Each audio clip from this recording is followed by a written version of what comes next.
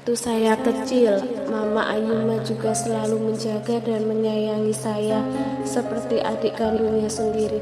Sudah seharusnya saya menyayangi Mama.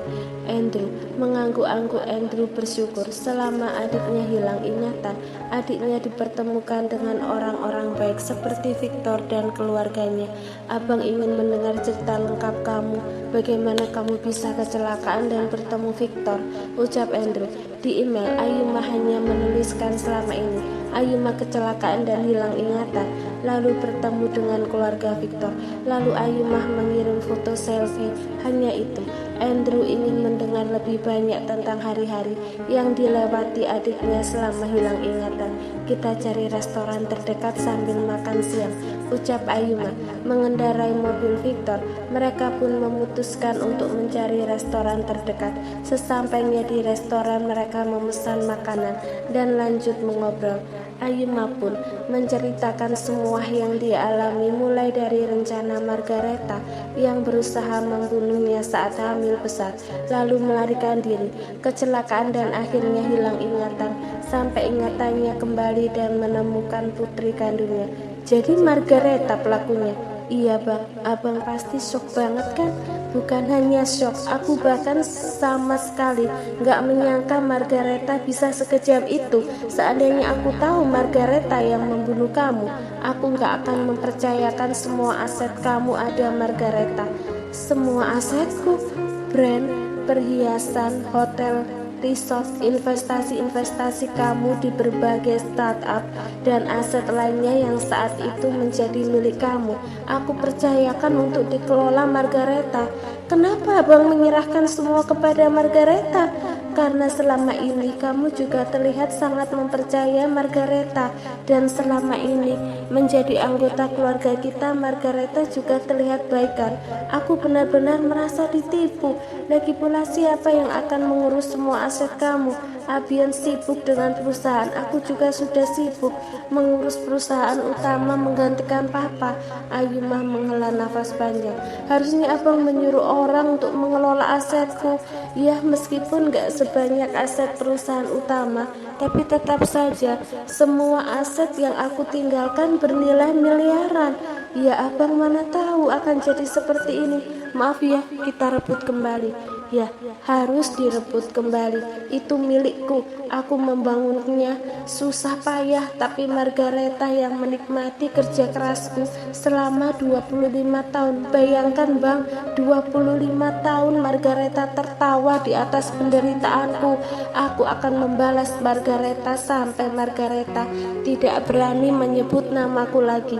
Andrew tersenyum mendengar tekad Ayuma. Andrew jadi nostalgia. Dulu setiap Ayuma dijahati, Ayuma pasti selalu melawan sendiri. Dia tidak pernah tinggal diam. Baru setelah Ayuma merasa tidak mampu, Ayuma akan meminta bantuan padanya. Dan sekarang, tanpa diminta, Andrew pasti akan membantu Ayuma mendapatkan miliknya kembali dan membalas apa yang sudah Margareta lakukan padanya. Terus apa rencana kamu sekarang? Tanya Andrew. Pertama-tama aku harus menemukan Savannah. Savannah? Iya bang, putri kandungku Savannah hilang sudah sekitar 2 minggu ini. Aku takut Margareta sudah tahu Savannah putri kandungku dan mencoba membunuhnya. Kita cari sama-sama. Andrew menggenggam tangan adiknya. Sekarang ada abang. Abang gak akan membiarkan kamu sendiri. Ayuma tersenyum. Makasih bang. Ayuma lega bisa bertemu dengan abangnya lagi. Sekarang tinggal menyusun langkah selanjutnya untuk membalas semua perbuatan Margareta. Mama, Sia, kenapa sayang? Kenapa nangis? Sia menghamburkan diri, memeluk mamanya yang baru keluar dari ruang rawat Arsen. Kenapa sayang? Ada apa? Sini cerita sama mama. Mas Dario, ma, kamu sudah ketemu Dario? Iya, aku ketemu di sini. Mas Dario bentak aku. Masa dia bilang aku bangsat? Margareta membelalak marah, lalu melepas pelukan putrinya. Serius Dario mengumpati kamu begitu? Iya, ma, kan nyebelin banget selama ini. Meskipun aku selalu mancing kemarahan Mas Dario, dia nggak pernah tuh mengumpati Savannah. Mas Dario juga kayaknya nggak pernah cekik lahir Savannah. Mas, waktu itu dia cekik leher aku, Ma. Serius? Dario cekik leher kamu juga? Iya, Ma. Udah lama sih, tapi aku baru cerita sekarang. Mas Dario jahat banget sama aku. Dia lebih milih Savana daripada aku. Aku benci Savana. Aku mau dia mati aja, Ma.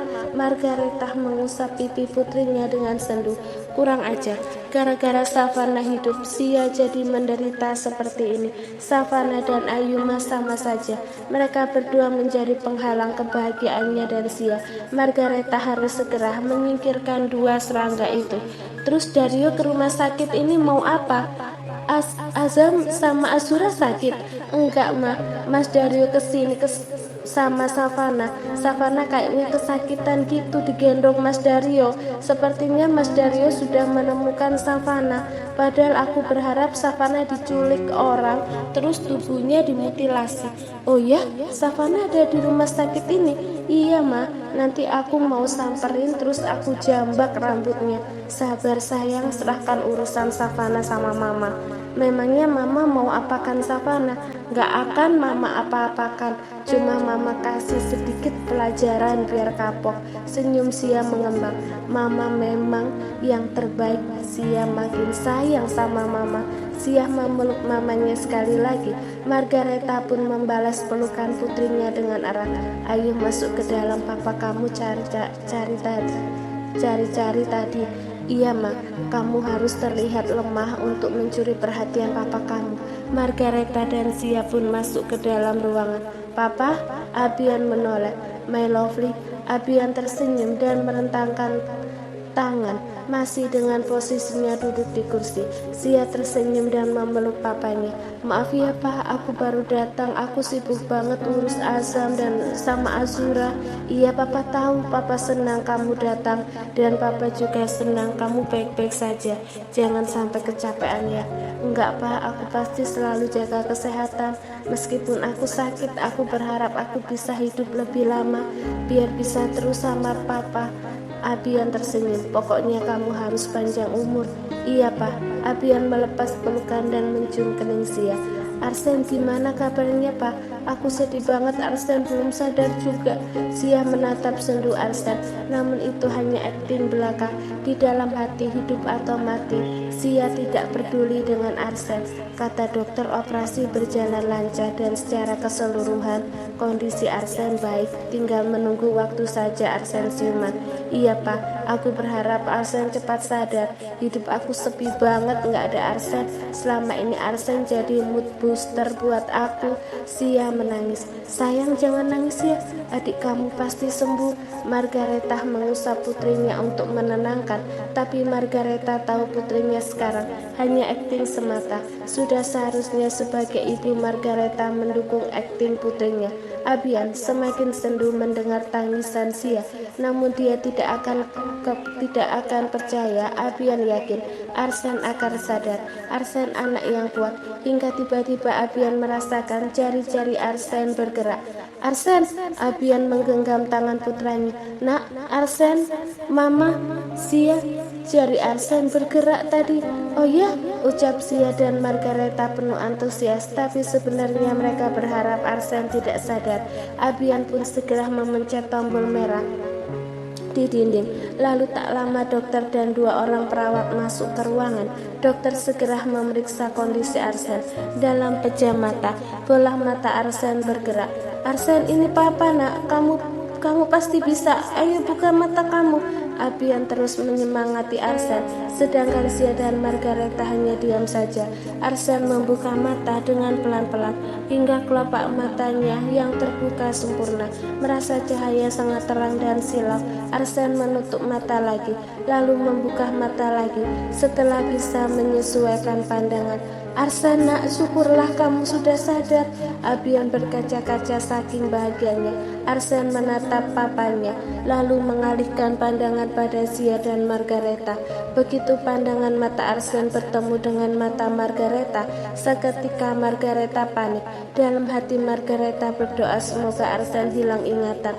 Namun yang terjadi justru Arsen mengangkat tangan kanannya dan menunjuk tepat pada wajah Margareta. Pembunuh, lirik Arsen. yang seketika membuat semua orang yang ada di ruangan itu terkejut. Pembunuh diri Arsen yang seketika membuat semua orang yang ada di ruangan itu terkejut. Pembunuh apa maksud kamu, Arsen? Tanya Abian bingung, sementara Margareta mematung di tempat dengan jantung berdebar kencang.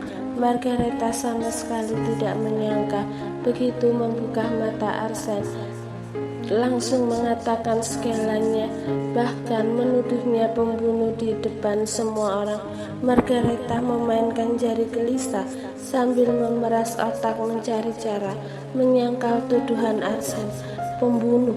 Arsen masih terus menunjuk dengan jari telunjuk mengarah pada Margareta. Katakan yang jelas, pembunuh apa maksud kamu?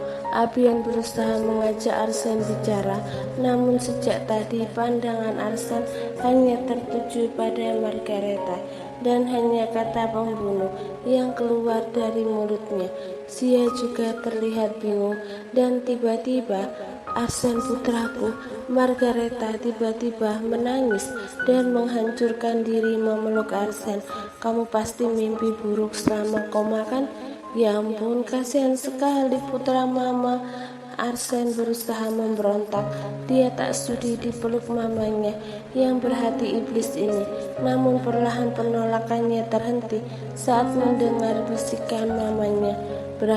Berani kamu bilang sama papa kalau mama yang mendorong kamu dari tangga dan menyinggung sedikit saja soal video Ayuma. Mama akan membunuh Savana.